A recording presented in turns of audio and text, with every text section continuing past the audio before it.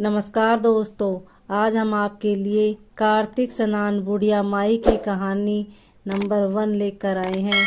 कहानी को सुनने के बाद आप हमारे चैनल को सब्सक्राइब करें, बेल आइकन को प्रेस करें ताकि हमारी वीडियो की नोटिफिकेशन सबसे पहले आप तक पहुंचे। वीडियो को लाइक और शेयर जरूर करें। एक बुढ़िया माई थी जो चातुर्मास में पुष्कर स्नान किया करती थी। उसके एक बेटा और बहू थे।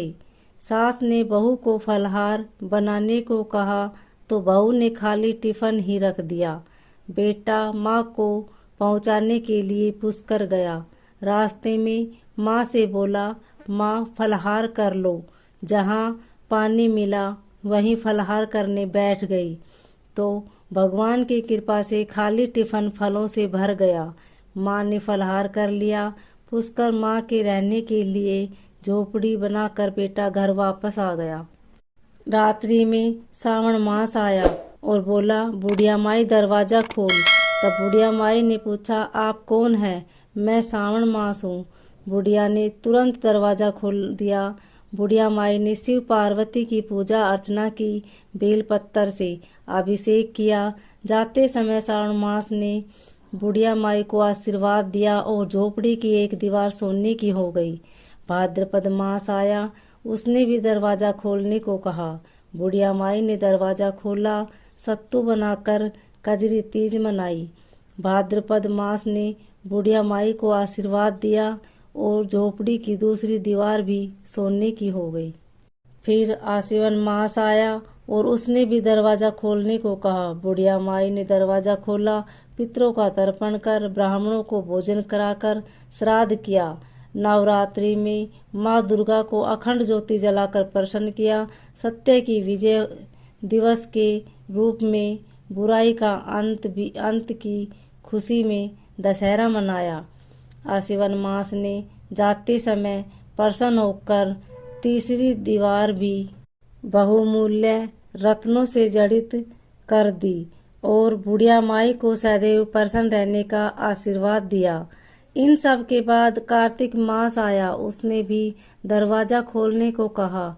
बुढ़िया ने दरवाजा खोला, अति प्रसन्न मन से कार्तिक स्नान किया, दीपदान कर दिवाली, गोवर्धन पूजा, भैया दूज, गोपाष्टमी, आंवला नवमी मनाई।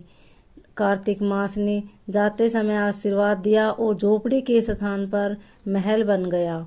बुढ़िया माई गरीबों की सेवा कर भजन कीर्तन में अपना समय व्यतीत करने लगी। बेटा अपनी माँ को लेने आया तो माँ और झोपड़ी को पहचान न सका तो पड़ोसियों ने से पूछा। उन्होंने बताया तो बेटा माँ के चरणों में गिरकर बोला, माँ घर चलो। सारे सामान के साथ घर ले आया। सासू माँ के ठाठ देखकर बहू के मन में लालच आ गया। उसने अपनी माँ को भी पुष्कर छोड़कर आने को कहा तो उसका पति अपनी सास को पुष्कर छोड़ आया। परंतु बहू की माँ की धर्म कर्म में बिल्कुल रुचि नहीं थी। वह 4 समय भोजन करती और दिन भर सोती। चारों मास आए और चले गए। जाते समय झोपड़ी गिर गई और बहू की माँ गधी की योनि में चली गई। क्योंकि औरत लक्ष्मी का रूप है और लक्ष्मी की तरह चंचल होना चाहिए। भगवान की पूजा और अतिथि का सम्मान और दान पुण्य करना चाहिए। बहू ने कहा, अब माँ को ले आओ। जब जमाई सास को लेने गया तो कहीं न मिली। लोगों से पूछने पर लोगों ने बताया कि तेरी सास धर्म कर्म कुछ न करती थी, खाती थी और सोती थी, जिससे वह गधी योनि में चली गई।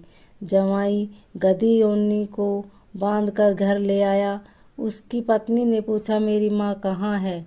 तब पति ने कहा, तेरे लालच की वजह से तेरी माँ गधी योनि में आ गई है। बड़े बड़े विद्वानों, ब्राह्मण, ऋषि मुनियों से पूछने पर उन्होंने बताया कि तेरी सास के स्नान किए हुए पानी से स्नान करने पर उसे मनुष्य योनि मिलेगी। तब बहू ने ऐसा ही किया और उसकी माँ पुण्य मनुष्य योनि में आ गई।